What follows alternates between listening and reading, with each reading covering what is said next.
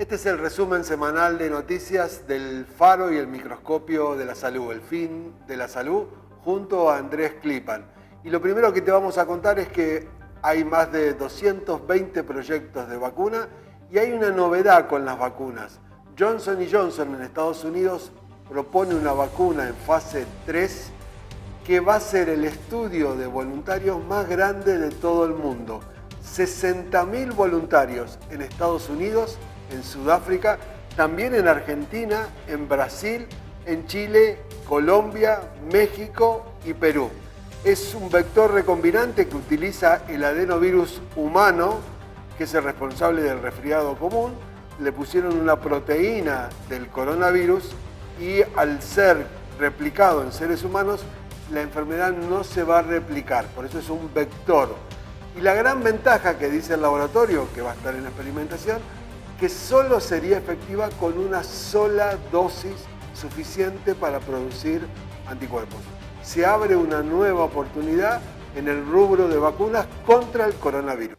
Esta información, estos datos, surgió al escuchar con el doctor, por ejemplo, a los gremios azucareros que trabajan allí en los ingenios azucareros de Salta y de Jujuy, haciendo una denuncia pública muy importante y escandalosa también, asegurando que en esas dos provincias los ministerios de Trabajo y de Salud, repito, de Salta y Jujuy, no iban a inspeccionar como ellos pedían que se cumplan los protocolos sanitarios para los trabajadores de la zafra.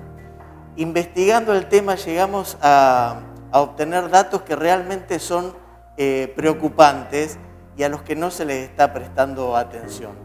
Lo que vamos a volcar ahora son datos oficiales de cantidad de enfermos y muertos en justamente estos lugares de trabajo. Por ejemplo, en el ingenio Ledesma, en Jujuy, hay más de 400 casos de trabajadores enfermos y ya murieron 18. En el ingenio Ciobal, que es la ex tabacalera de Salta, hay 100 casos ya noticiados en ese lugar y 6 fallecidos.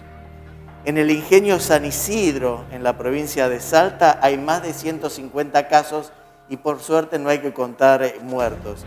En el ingenio Río Grande de la Mendieta en Jujuy, la cantidad de infectados son 100, exactamente 100, y tampoco hay que lamentar víctimas fatales. Y por último, en el ingenio La Esperanza, también de Jujuy, hay 100 casos registrados, no se determinaron fallecidos allí.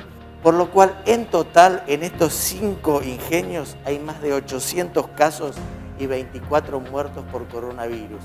Un dato que no se tiene en cuenta. ¿Qué es lo que dicen desde el sindicato? Bueno, que esto se debe a la falta de control, a las largas horas de trabajo. Trabajan 12 horas en horarios, digamos, muy dispares, como por ejemplo de 5 de la madrugada a 5 de la tarde o de 21 a 9. El que van a escuchar ahora se llama Martín Olivera y es el secretario general de los azucareros. Mira. Los ingenios han tomado una modalidad de esconder información y dónde sale a la luz cuando el servicio de sanidad que ellos tienen les rechazan, por ejemplo, al trabajador que está engripado, al trabajador que tiene... El protocolo dice que al tener un síntoma ya es sospechoso. Por ejemplo, en el departamento de Orán, en la misma ciudad de Orán, habrá visto en los medios nacionales cómo salió la información del hospital cabecera. Y a 20 minutos está el ingenio, o sea, hoy te piden que merme la circulación al ciudadano de a pie, al trabajador independiente, al pequeño comerciante, pero el principal foco de contagio del departamento sigue funcionando, siguen contagiando. Porque en el caso nuestro concentra 5 ciudades, o sea, los trabajadores residen en 5 ciudades distintas del departamento. Una cuestión muy similar pasa en Ledesma. Ledesma es la cabecera del departamento de General San Martín, entonces ahí tiene 3.500 trabajadores que todos los días están circulando. El Ministerio de Salud de la Nación, con su ministro Ginés García, presentó un nuevo análisis para el coronavirus con saliva que da el resultado en tan solo 15 minutos. Es un estudio importado y estarían licitando para traerlo a la Argentina 500.000 test para poder probar. La verdad que, como contamos las semanas anteriores, el Ministerio de Salud hizo poca provisión. Andrés te contó claramente cuántos test había en agosto, en septiembre, y que por eso hacemos pocas pruebas. Recordemos que si no se hacen pruebas diagnósticas, no podés detectar los casos, no lo podés aislar, y por eso la progresión de la infección continúa y ahora se ha trasladado con gran preocupación al interior del país y está en una meseta alta, tanto en Capital Federal como en el AMBA. Después te vamos a contar algunas cifras que preocupan mucho por el cambio de metodología del Ministerio de Salud de la Nación para informar la cantidad de contagiados diarios y la cantidad de fallecidos. Provincia de Buenos Aires preocupa y ocupa a las autoridades. Mira, el ministro de Seguridad, Sergio Berni, me dijo, por ejemplo, en las últimas horas, que ha fallecido el policía número 15 por COVID-19. E infectados dentro de la mayor fuerza de seguridad del país hay casi 10.000 hombres, personas que no pueden estar brindando seguridad en las calles. ¿Qué nos dicen desde el Ministerio de Seguridad de la provincia de Buenos Aires? Bien, que la circulación, que la cantidad de enfermos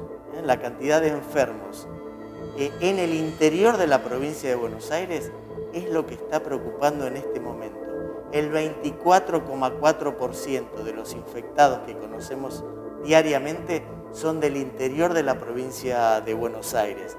Mar del Plata fue el distrito que en la última semana tuvo mayor cantidad de infectados cada 100.000 habitantes y le siguió Bahía Blanca. Ahora, ¿cuáles son los municipios con mayor cantidad de enfermos? Bueno, lo encabeza, y no es de extrañar por la cantidad de habitantes, el municipio de La Matanza. Allí se registran diariamente entre 400 y 500 casos y ya lleva registrado 48.000 enfermos. Registrados, digo, porque son muchas más seguramente porque se testea y bastante poco. En General Pueyrredón, que es Mar del Plata, casi 400 casos por día y se registran 10.851 infectados. Quilmes, por día aproximadamente 250 casos son detectados y hay un total de casi 25.000 casos solo en Quilmes. Moreno, 240 casos por día en promedio, en total unos 13.000.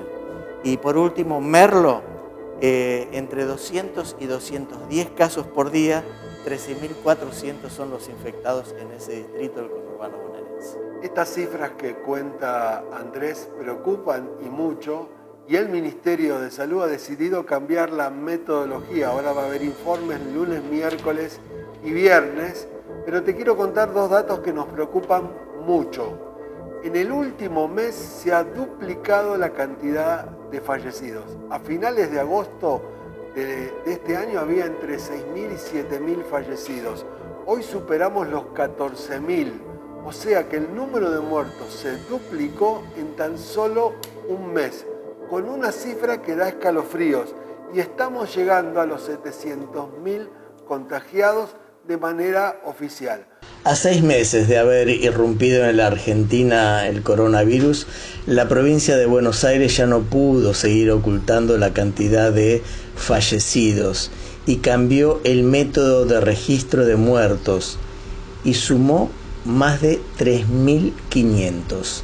Ahora son 12.566 los fallecidos en la provincia de Buenos Aires. Esto ocurre después de varias jornadas con altos números de muertos en la provincia de Buenos Aires a raíz del ingreso al sistema de fallecidos de hasta 3 meses atrás.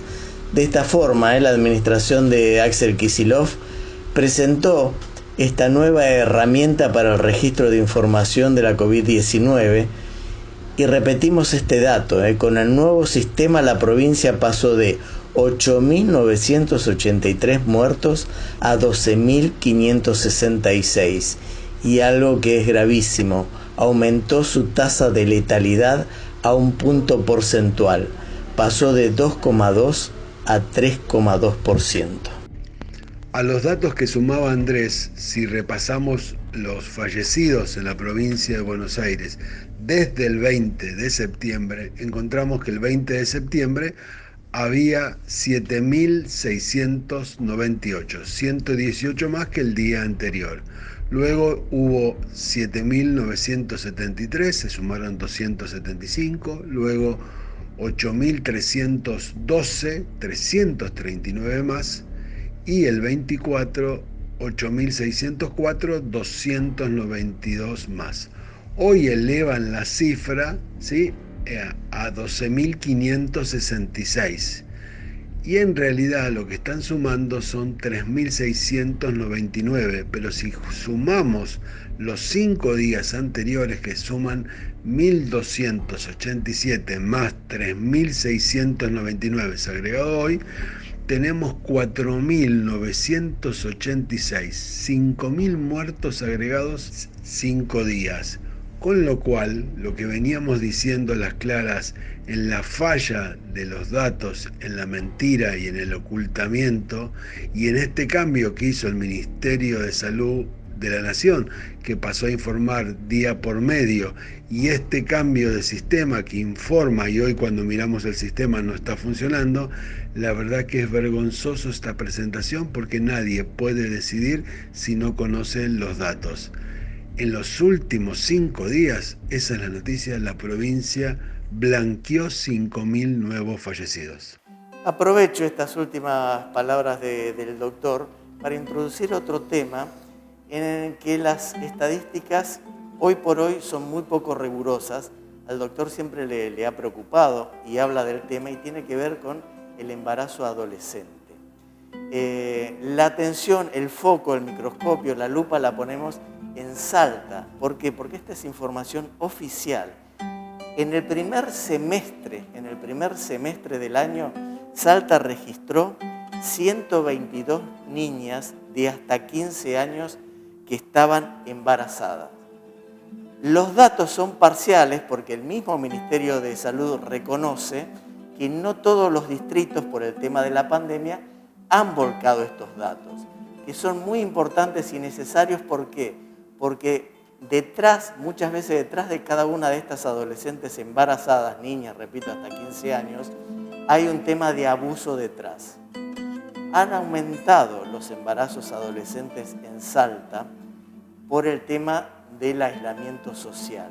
En principio, las autoridades creen, y están investigando eso, que hubo mayor caso de abuso sexual intrafamiliar por el tema de la pandemia, que además potencia otra cosa, algo que es necesario, la urgencia de la salud sexual que tenemos todos, pero sobre todo los más vulnerables.